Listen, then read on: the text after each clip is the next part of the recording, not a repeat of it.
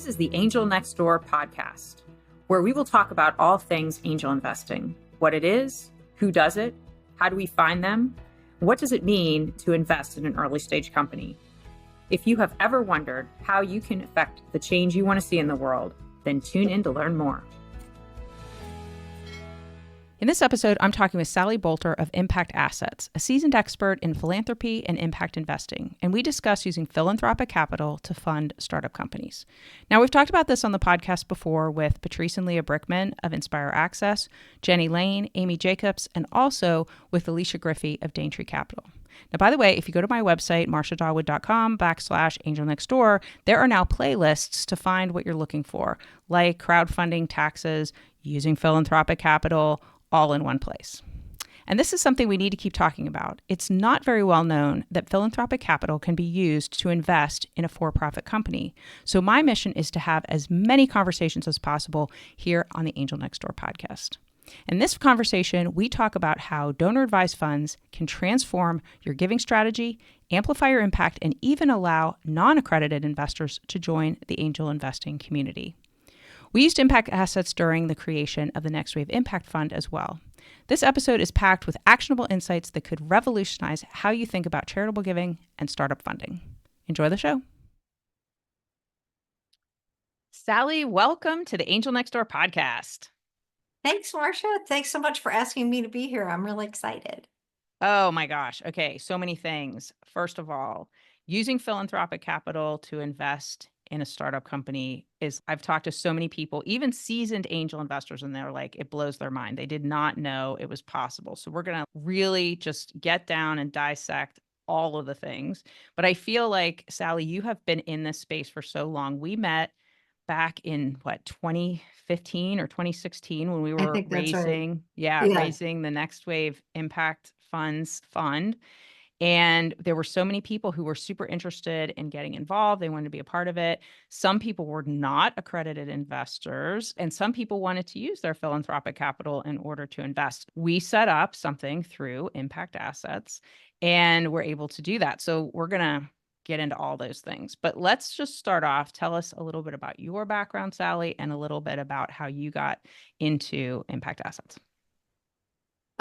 Sure. Thanks again for having me here. This is it's great. So most of my career, I did fundraising. I worked for a lot of different nonprofits in Connecticut, New York City. And when my family moved to the Mid-Atlantic, I came across Calvert Foundation, which is now Calvert Impact Capital, which is an impact investing firm, and they're also a nonprofit, and they need a little bit of philanthropic capital for their investment product. So I started raising money from them, and it introduced me to this amazing world of impact investing. And when there was an opportunity to join Impact Assets, which is a spinoff of Calvert, and they marry both my two loves of impact investing and philanthropy, it was the obvious choice for me, and I just love doing it. But I should probably tell you a little bit about Impact Assets and who we are. And so Impact Assets is a nonprofit financial services firm. Our main product, if you will, is a donor advised fund. So for those of you who don't know what a donor advised fund is, I've heard it called a philanthropic checkbook. And it is, people open them when they want to make a tax deduction. Or take a tax deduction. So maybe they've sold a business or something and they want to take a tax deduction in that particular year, but they don't necessarily know where they want to grant their money out to. So they'll open a donor advised fund account, take the tax deduction in that year, and then grant money out over time. There are many donor advised funds out there. There are some focused that are like commercial donor advised funds, like your Fidelity, Schwab, Vanguard. And then there are several community foundations, wherever you're based. I live in Baltimore. There's Baltimore Community Foundation. Every community seems to have a community foundation. And their focus is really on helping those communities. Now, Impact Assets niche in the space is around impact investing. When we were started, our founders were looking around at the world of finance and looking at donor advised funds and seeing all this untapped capital that was put aside by people who care about the world, care about people, and they had set it aside to be granted out. But all that money was sitting there. Trillions of dollars are sitting in donor advised funds that have yet to be activated. And so that's our niche, is that while you're waiting to grant money out, all of your investment options are impact investment options. In about 2015 or so, impact assets started opening up the possibility for our clients to identify their own investments and make it possible for you to bring a deal to impact assets fully baked. You've sourced it, you've diligenced it, you've got it structured, but you just want to use the assets in your donor advised fund to make that investment. So they started offering that to clients, as I said, about 2015 really started doing it on a more regular basis. And it has really taken off. And it's what we're known for in the space.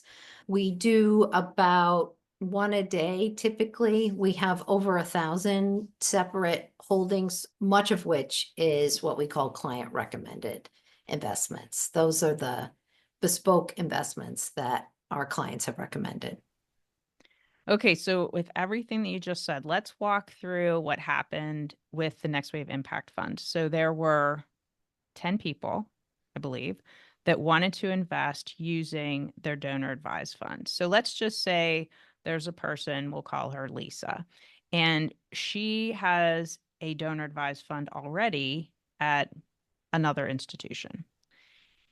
She would then take that money and move it over to impact assets. But how Next Wave got started was I met Wendy and she was telling me about how amazing this fund was. And so I reached out to a bunch of my friends who are not accredited investors, right? I'm not, but all people who could afford to put $5,000 into a kitty basically to make the investment. So we each put $5,000 into a donor advised fund that we opened at Impact Assets. And then we recommended that Impact Assets make the investment in Next Wave. So it was 10 people that did it. And I did it as Sally Boulter. I did not do it as part of my job. I wanted to be part of that fund. I wanted to participate in the learnings that were available. And it just came about in that way. It was like people I knew or people that I knew. And we just all joined together. And none of us are accredited investors. We're all just jumped on this train. And so that's one of the things that is great about donor advised funds, is that you don't have to worry about the accreditation because the donor advised fund itself is making the investment. Right. And with Next Wave Impact Fund, we didn't necessarily have to have people pool together, but it just was set up better that way for the fund. But let's just say any other investment that somebody wanted to make, they could do that directly with their own donor advised fund through impact assets. They wouldn't necessarily have to pool with other people. Oh, yeah, 100%. So anyone could, if their donor advised fund's not willing to make the investment, because you should definitely check with your own donor advised fund to see if they'll do it. But yeah, if they're unable to do that, then you can make a donation to Impact Assets, open up your own donor advised fund, recommend the investment, and then we'll execute and hold that investment for you in your donor advised fund account at Impact Assets.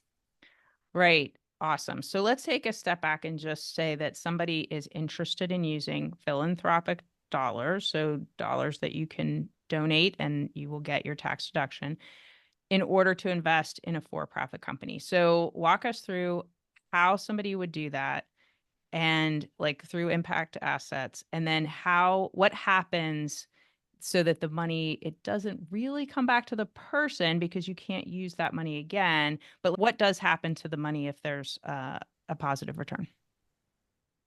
Yeah, so once you donate money to a donor advised fund, it is no longer yours. It's a irrevocable contribution. So first, if you want to walk through the process, it's pretty simple with us.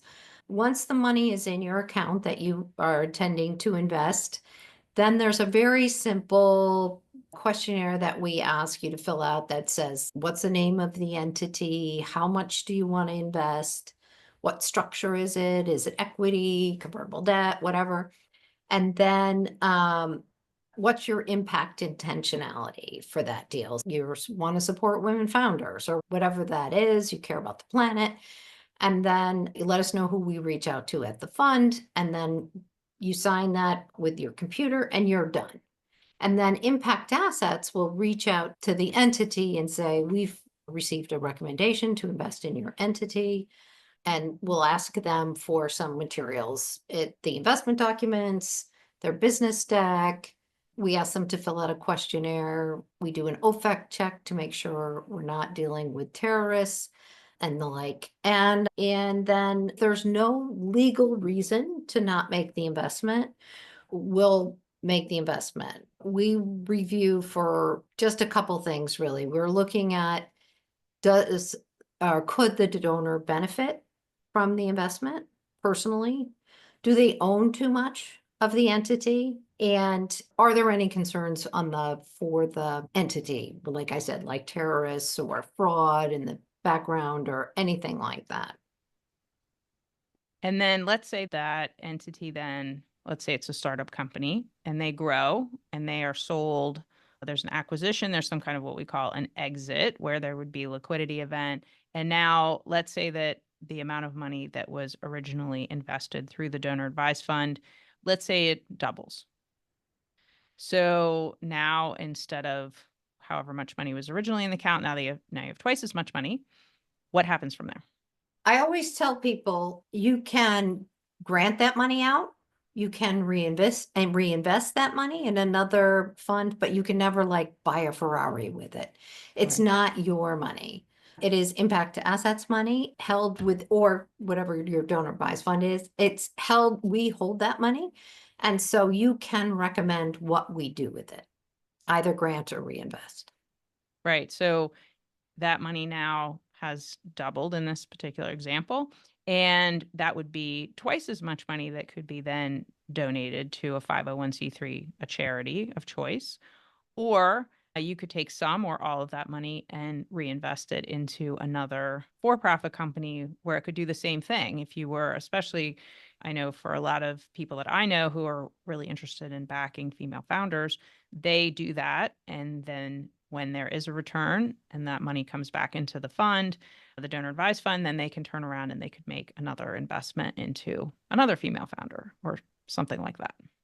Yeah, and we certainly have seen that with our donors. One of our more celebrated donors is Seth Goldman, who was the CEO of Honest Tea. And when he sold Honest Tea to Coke, he had a big return there and opened a donor advised fund with us. Then he invested in Beyond Meat, among other things, and that had a big IPO. And then, like every time that's happened, he's turned around and reinvested in founders who are focused on food and alternative proteins. So he's done a lot of investing in that space. That's amazing. I love hearing Yeah. stories like that. So I've had people, especially since my book has been out for the last couple of months, I've had people ask me, like, wow, this is so fascinating that you can use philanthropic dollars to invest in a for profit company. Like, how do I really get started? That's always the question I get. Yeah. I mean, I get it depends on you know what you mean by get started. If you're like, oh, I know I have this great company that I want to invest in, an easy way to get started is to open a donor advised fund and make the recommendation, and you're done because it's super easy. If you're more like, this sounds cool, but I don't really know what I'm doing, there is a really cool new website out there, CAP, and I think it's like catacap.app, but we can We'll put get it in that the for show you. notes. Yeah. Yeah. Yeah. And it is an amazing way to get started. I just moved a small amount of money, like $3,000 from my donor advised fund into Catacap. And there's all these options on there, and you can create a portfolio of impact investments using that website. I invested in Empower Her, which Marcia and I are both familiar with. It's a friend of ours has started this fund for women founders, but there's a ton of choices on that thing. And some of them you can invest with as little as $500. So it's a great way to get started with a portfolio with very little in capital. And it's And all you're philanthropic. right. I was just going to say, and you're using philanthropic dollars. So if you went on to Catacap's website, at least how I understand it, is you could make that donation, or it is an investment, but it is with your philanthropic capital, so you're not going to ever get it back and buy your Ferrari like you mentioned, but you could at least make that donation and it would be invested into that company. And then if it comes back, it's in your Catacap account, that money. Yeah. And then you can do, it's basically the same thing that you were talking about with impact assets, donor advised funds, right?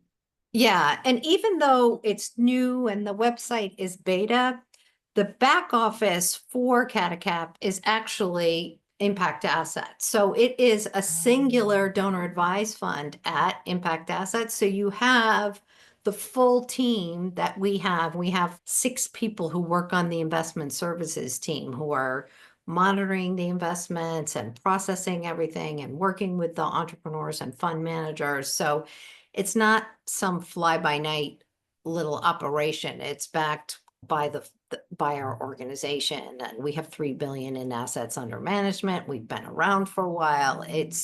There's a lot of comfort, I think, in having us as back office. That's great. Do you have a sense for how much money is actually sitting in donor advised funds, or how much philanthropic capital could be used to invest in some of these for-profit companies? Oh, I mean, there's trillions sitting in donor advised funds that are not being activated, but the number of people who are interested in angel investing is definitely going to be smaller because it's a high risk. But I think what's great about doing it through a donor advised fund is it's easier to take a flyer on something you really believe in or something you'd like to see advanced in the world. Because even if the company doesn't succeed, you've gotten your tax deduction, one, and two, you've advanced that effort in the world, even if the company doesn't necessarily succeed. If you've funded some little tech company that is trying to do clean energy, you will still have advanced that effort in the world, even if an individual company doesn't make it. So I try to think about it that way too, Hmm. using philanthropic capital. Right. Yes. I've heard so many people just say, well, this seems to me that it's more approachable. It's a way that I can get started and it doesn't seem so daunting. It doesn't seem quite so scary because I'm not taking money that I might need for my kids' college or whatever the story is. Don't, by the Yeah, way, don't invest your kids' college fund into angel investing. I try to tell people that all the time. Don't use money that you are expecting to get back relatively yeah, quickly because you just never know. It's all cyclical. It's just like everything else in the market, right? I mean, right now, the 2022 through 2024 was pretty rough when it comes to getting returns and seeing liquidity, but like everything, what goes up must come down and vice versa. So I'm hoping that we're going to start to see clearer skies ahead. And we've already started to see more M&A and IPO activity. So that usually means it'll come down our way, right? To the early stage stuff. And we'll start to see some cool things happening. that's awesome. That's awesome. Oh, I did want to say one thing because sometimes people will ask me, how can you even do this? How Right. can a donor advised fund make these kind of investments? And with impact assets, we were started by impact investors for impact investors. So our articles of incorporation are that the mission that is baked into that is about increasing the flow of capital for impact investments. So that's how we're able to do it. Most donor advised funds, their mission has something to do with granting. Ours is really about impact investing. Although we are full service donor advised funds, you can make grants and do all kinds of other crazy things, but you can absolutely do this kind of investing with assurance. I love that. Well, Sally, thank you so much for being on the podcast and telling us all this great information. We will make sure we have links to everything in the show notes. This is something I am personally very passionate about, and I know that this can really start to move the needle on the things that we want to see change in the world. So I'm excited just at what I've watched impact assets do for the last 8 years or so, and I'm really excited to see what happens in the future because I think it's just going to keep on going and faster. Thank you so much. It was a pleasure to be here.